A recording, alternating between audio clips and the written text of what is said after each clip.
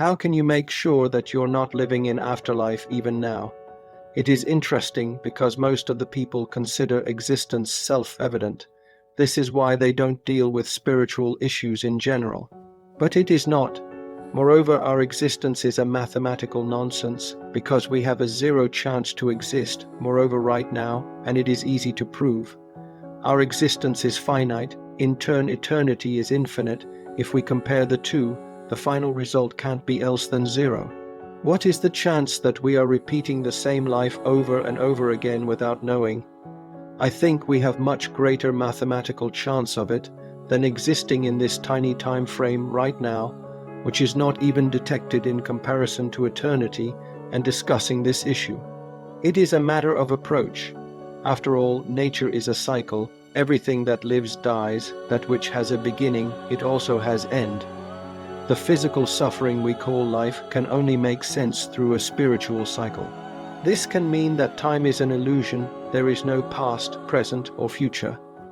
After our death, with a good chance, we are born again and live the same life, in the same body, repeating the same mistakes over and over again without remembering anything for our previously lived lives. That is, we live our lives, which we have lived countless times, over and over again to infinity.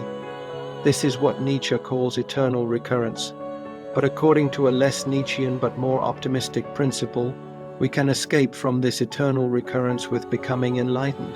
This enlightenment means the liberation from all material attachment and wisdom that necessary to rid of vanity, egocentric worldview, and every mundane and banal stuff that prevent us to see clearly. Only the seers can enter the upper stage of transcendental existence, the spiritual existence. To nirvana, the others orbit indefinitely in the captivity of material, repeating their lives countless times as an failed exam. The Stoics, probably inspired by the Pythagoreans, incorporated the theory of eternal recurrence into their natural philosophy. According to Stoic physics, the universe is periodically destroyed in a great conflagration, ekpyrosis, and then reborn, palingenesis. These cycles continue into eternity, and the same events repeat themselves exactly in each cycle. The Stoics could find support for this doctrine in the concept of the Great Year, the oldest known expression of which is found in Plato's Timaeus.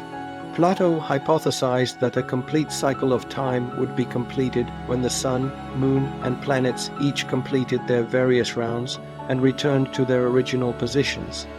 More than 13 billion years have passed since the alleged Big Bang, and by the end of the universe, who knows how much will pass.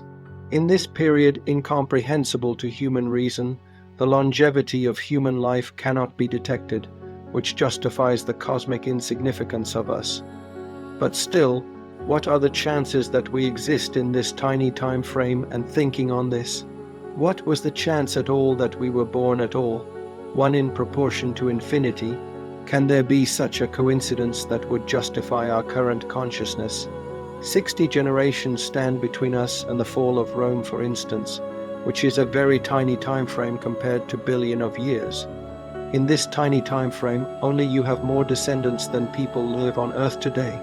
If only one of them is missing, you wouldn't even have been born.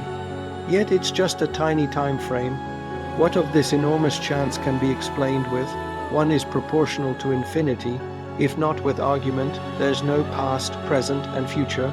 That is, what we call time is an illusion, and we circulate in a matrix indefinitely. Of course, this alone does not prove anything, but this may be at least as probable as a ratio of infinity to chance.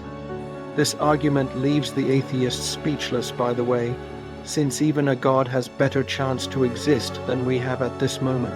Perhaps we all live in delusion with regards to time, life, and mortality.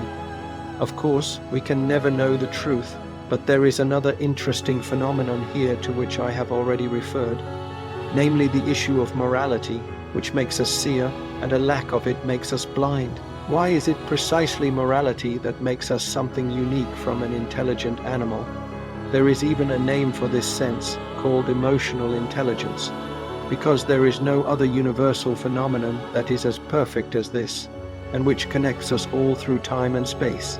As Nietzsche wrote, What if some day or night a demon were to steal after you into your loneliest loneliness and say to you, "This life as you now live it and have lived it, you will have to live once more and innumerable times more, and there will be nothing new in it, but every pain and every joy and every thought and sigh and everything unutterably small or great in your life will have to return to you, all in the same succession and sequence, even this spider and this moonlight between the trees, and even this moment and myself. The eternal hourglass of existence is turned upside down again and again, and you with it, speck of dust. Would you not throw yourself down and gnash your teeth and curse the demon who spoke thus? Or have you once experienced a tremendous moment when you would have answered him, 'You are a god, and never had I heard anything more divine'? If this thought were to gain possession of you, it would change you as you are, or perhaps crush you. The question in each and everything, do you desire this once more and innumerable times more?